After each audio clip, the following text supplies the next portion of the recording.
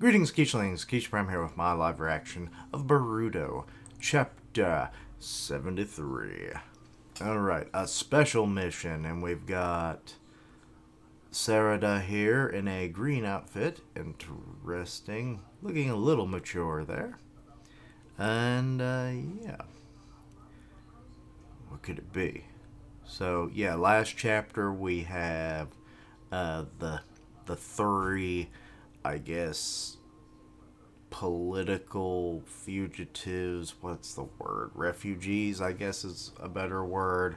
Coming into Konoha, and it's basically like, if you betray me, I will destroy you. So, yeah.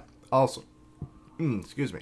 Also, we have Code making the Ten-Tailed into like an army of mutant clones. That's something. And they can also travel through his claw marks. So that's dangerous.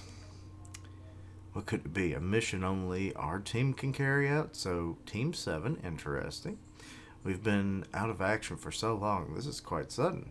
It must be something big. Maybe it's as simple as Uncle Shikamaru finally realizing that we're the most brilliant team in the whole village. uh, Kawaki will be with us, so it'll be the launch of the new Team 7 this time. And there's Kawaki. Kawaki. Speaking of which, this is the first time I've seen him since I came back to life. Yo, I can't believe you revived yourself. Talk about a shock. Yeah, sorry for all the fuss, but as you can see, I'm perfectly fine now. And flashback, you're not going to condemn me for killing Boruto? And little president girl is just there. Why is she still there? You definitely look well, Boruto. I'm so relieved. Class rep, sorry to have worried you. Long time no see. And Kawaki's just kind of like, nonchalant is not my thing. Sorry guys, enough fun for the day. Sorry for the sudden summons, but let me jump right into the heart of it. Right in the heart of me. Konoha Village is dealing with various issues right now. Well, that's true for any village all that time, but or all the time, but Konoha has been subject to especially perilous situations lately. Also, I've just now realized I forgot to turn the lights on in the background for 2 videos in a row. Oh well. When is Konoha not? I mean, it's the main character's home village. It's going to get wrecked. First, Boruto, huh? For quite a while now, we've had no idea when Momoshiki might take over your consciousness and run amok yet. Not only have we not found any concrete solutions, your physical body has now become completely Osatsuki. I'm not liking the sound of this. Yeah, you're going to be surveyed, I bet. Next, you, Kawaki. Not that you were ever docile, but now that you got karma back, plus Yoshiki's abilities, you're an entity that we can no longer control at all. Even if, unlike Boruto, there's no risk of Yoshiki becoming or actually possessing you anymore, from the standpoint that we can't keep that power in check, frankly, as the ones responsible for maintaining the peace and order of this village, we have to trust you as a threat, or treat you as a threat. Trust you as a threat, my brain. Hey, why don't you just come out and say it? Let's not get defensive. What Master Shikamaru is saying is the plain truth. It's the current state of Konoha. He's just making sure we know that. That's right. I feel bad having to put it so bluntly to you, but Konoha is currently bearing these 2 giant bombs right now. So I wanted to start off with all you fully aware of this. There's more. Amato called not too long ago. We didn't know his fate after Code abducted him, but it seems he's okay. He survived, huh? Persistent bastard. We still don't know exactly how he got out of danger, but in the process it seems he rescinded the limiters suppressing Code's power. Sarada's shocked. Boruto's even more. Damn it, what's wrong with that old man? I'm sure it was unavoidable. In any case, with his full power restored, I hear Code's strength exceeds even of Jigen's, whom it took both Naruto and Sasuke together to drive back. No way. Then again, it should still be less than Osuke Ishiki's. So, while he's definitely a formidable foe, we should be able to deal with him. Don't tell me our mission is for us to take down Code using Boruto and Kawaki's Osasuke's power. No, that's not it. It's not? Oh, okay. Yesterday, when Code attacked us in Lab 3, a certain woman showed up. Oh. A woman? Her name is Eida. Some of you may have already heard, but her ability instantly enchants everyone in her presence and renders them powerless. Eida. And you have two Osasukis. One of, well, she loves Kawaki, but Boruto is also, immune to her, so having to interact with her when you've got two out of the teams being immune to her probably makes sense. Even I couldn't do a thing. It was a first for me. Delta and I could have dealt with just Code, but interesting. That's saying a lot. Then how are we supposed to stand against someone like that? We only learned this afterwards, but there's a hole in her ability. Apparently, Osasuke are immune to its effects. Oh, yes, it's Osasuke. Yes, it's just... You mean, at the present, Boruto and Kawaki, these two bomb brats, Konoha's harboring, are our one and only battle asset against Ida's ability. Boom, boom, boom. So our mission is to take Eida down? Nope, that's not it either. It's probably just to keep her loyal to the village. Huh? And hear that train a-comin'. It's bringing these allies. Let's see here. She's watching. I wonder what Sheikah dear is planning. So she can see it, but she can't hear it. What do you mean? Okay, and back in the office. First Code, now Eida. Looks like a heap of problems. So what are we supposed to... Quit holding back and tell us what our mission is. Relax, I'm getting to the crucial part now. Eida originally showed up in front of us as Code's ally and collaborator. However, my and Amato's plan bore fruit, and as a result, she cut her ties with Code. What do you mean? It means she's not your enemy, necessarily. Essentially, Code is now on his own. He may have regained full power, but he lost his powerful allies. Or comrades. Wow, that's great news. Cut ties, but then what's Ida's status now? She's currently heading here to Konoha. No, heading here right to this office. She's right outside that door. Also, has anyone had the Mountain Dew Voodoo? I'm drinking it right now, and it's not too bad. I for the life of me, can't figure out what it is, but it's tickling that memory of mine of some kind of a candy. It's a candy I don't think I eat very often. It's sweet, kind of fruity. So, anyway, let me know what you think on that. What the? You mean she jumped ship to our side? That's right.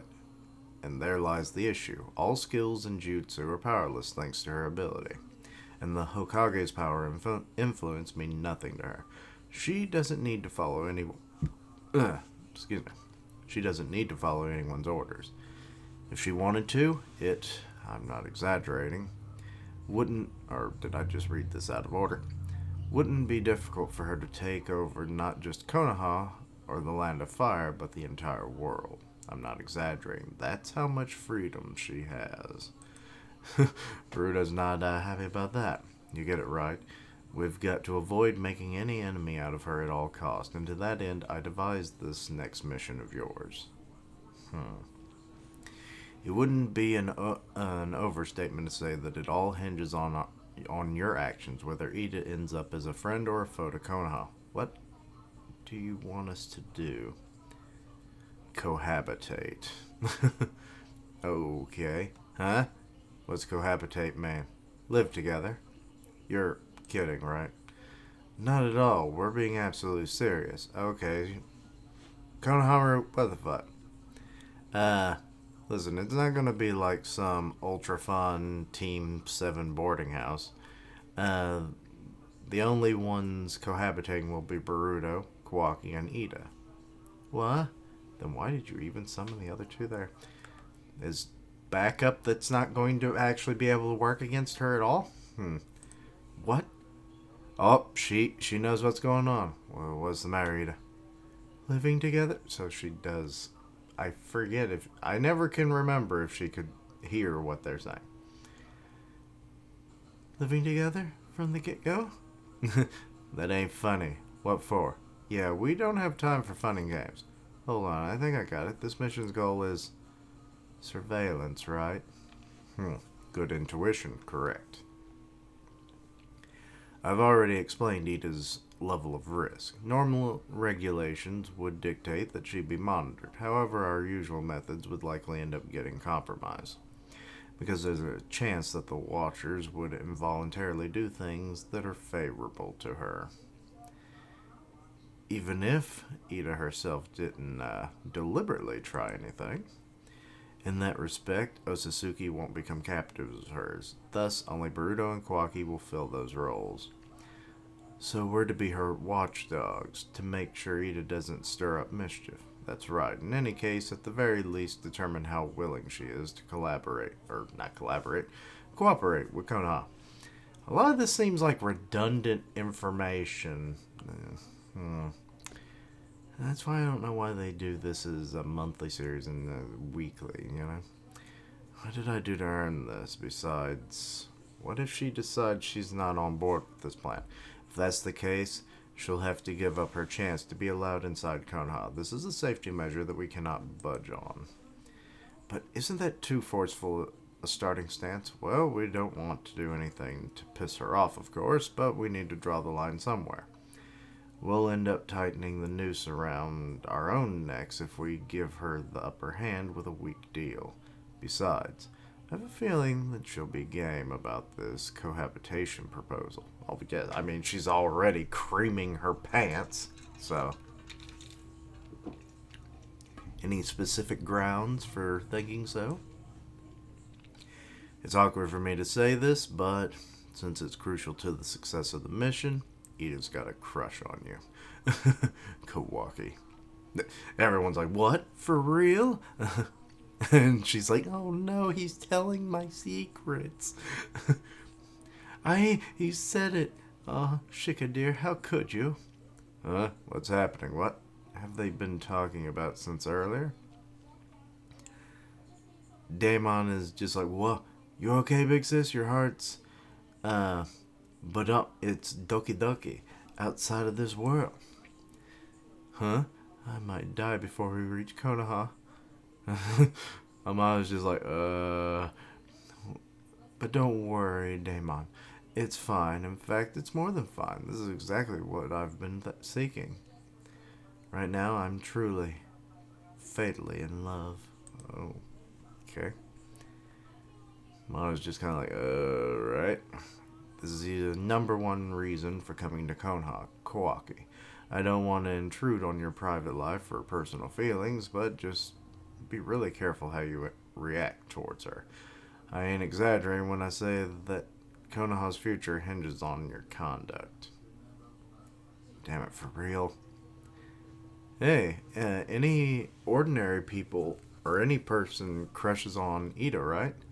So she's got a huge pool to pick from. Why go after Kawaki on whom her ability doesn't work? This is purely my guess on my part, but so class rep has ideas. Isn't it a bit distasteful to think that someone likes you because of an innate ability or some jutsu of yours? I mean, she's got a point. You would want someone to fall in love with you that wants to fall in love with you, not because they're being tricked. I've seen that plot fall through so many times where it's mind control, some kind of love potion, whatever.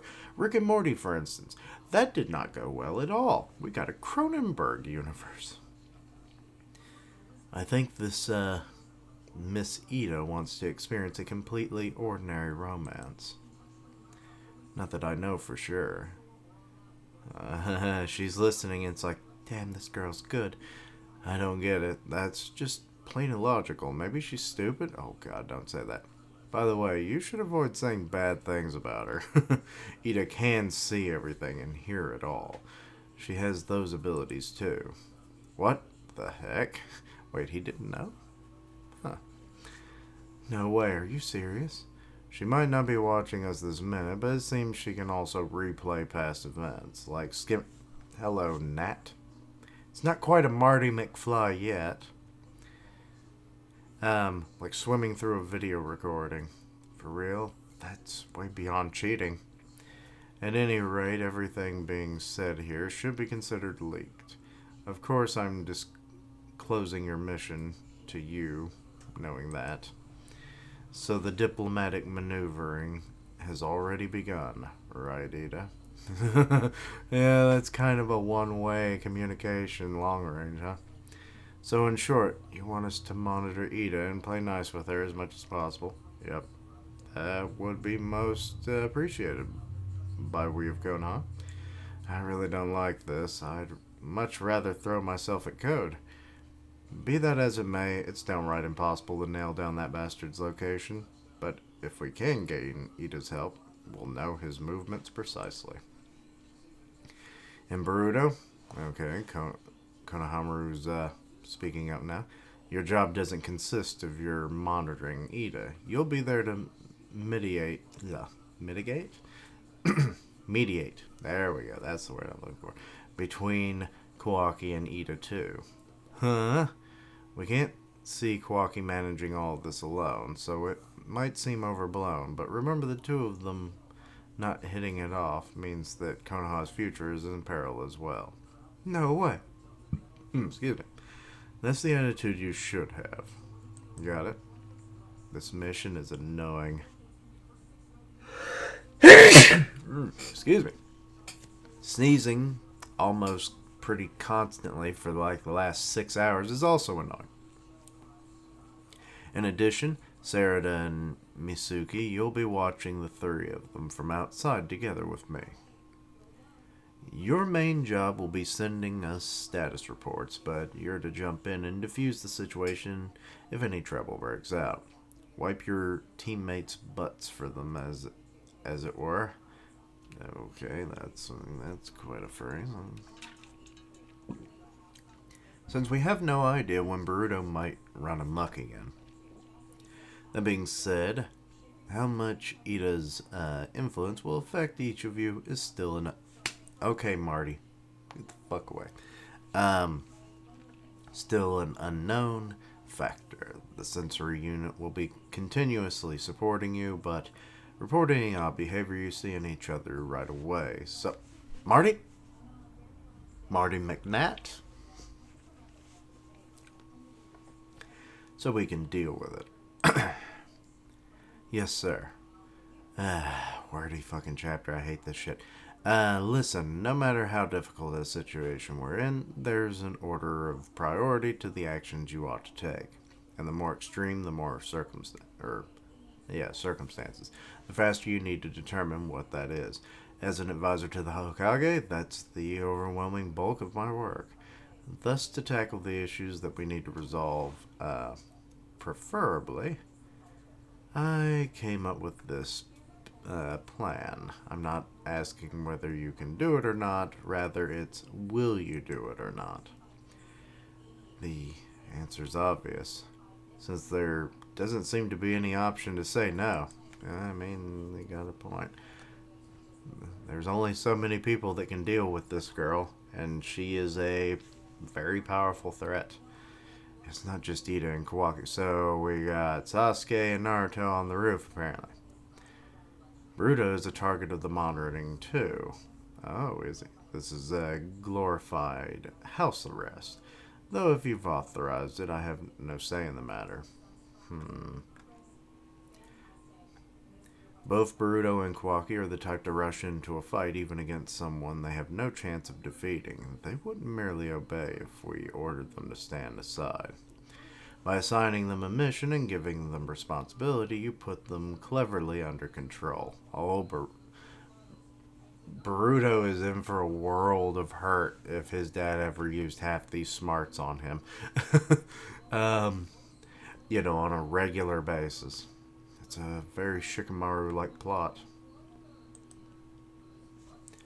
But I guess it was Shikamaru that did it, so yeah. But yeah, if he asked for parenting advice, it would be funny. At least we'll know what they're up to. Better than them dying, who knows where. Listen, anything could happen on this mission. There might even be times where you might be able to wait, or you won't be able to wait for orders. In such cases, you have to leave and play it by ear within your respective role. Okay, and there's Momoshiki, which also there was something I forgot in the last chapters that, yeah, him kind of like in a freeze time thing. I forgot about that. Thank you, commenter. Damn nose wants to run. But yeah, so I forgot about that. So no one saw that because I was making fun of it last chapter. It was like, oh, he's just acting weird in public. Kawaki saw that, huh? What is it? Just now. What's the matter? Oh god, Sasuke sends it. Never mind. He remembers. This feeling, it's similar to that day, I wonder. Ah? Shukadir, you have such intriguing ideas. Okay. So Momoshiki is not completely hidden. Interesting. Guess the Renegon can see all kind of deal. Can't say I really have too much to say about this chapter because, I mean, like I said, the wordiness of it was kind of like half of this could have been cut out. It's like, boom, mission is house arrest, essentially. Everyone is being watched. And we're sending in the two people that can fight off or are completely immune to the attracting nature that is Eida's ability. So, okay. I actually kind of wonder where Daimon is going to fit in this. Because I'm sure he's not going to be very far from his sister at any given point, so it would stand to reason that he'd probably be there too. And he's dangerous on his own, so yeah. But I did like how she knew what was going on, so that in itself was a fun part of that. So yeah, she knows exactly what they're doing, but which kind of ruins things, but also makes things more interesting going forward. We didn't get an update on Code, like what he's doing. So I imagine she's probably watching him anyway, so it's likely that she'll probably give them little hints here and there to kind of entice Kawaki to, keep up that romance. But yeah, I did like the notions of Kawaki and Boruto not being like the kind of people that would just stand aside, as Naruto said. So like doing this mission definitely was the best idea. It gives them more, like it makes them more self-important, I guess is a word you could say, because of responsibility and everything. So, alrighty. But yeah, best way of conducting this plan. But I guess that's about it. Stay tuned for a bunch of other videos. Let me know your own thoughts and opinions. Check out my other content, see what you like, suggest things for the future. Links down below for all my social media. My head is itchy. I stream on Twitch where I do gaming, and I'll tweet out when I go live. Part of the One Punch Man podcast on Grim Reaper's channel, so go check that out. And as always, later days. And until next time, Kieshlings. Oh boy. Watching you through your eyes in something babaloo. I don't know.